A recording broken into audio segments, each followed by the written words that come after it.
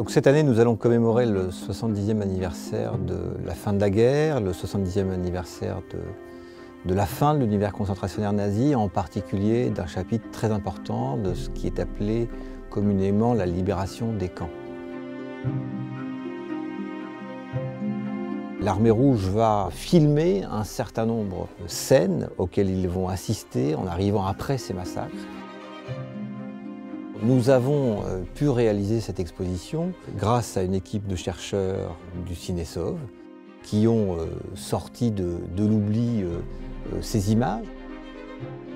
Ces archives vont nous permettre de comprendre la perception que l'Armée rouge va avoir, elle qui géographiquement se trouve sur le lieu de l'extermination des Juifs d'Europe, la perception de ce qui est en train de se passer, avec la particularité que l'Union soviétique de l'époque ne veut pas faire de différence parmi les victimes. Et en même temps, on comprend la difficulté pour les acteurs de l'époque, pour les contemporains, de comprendre la nature de ce génocide qui a été perpétré par les nazis. Beaucoup d'images vont être utilisées au procès de Nuremberg.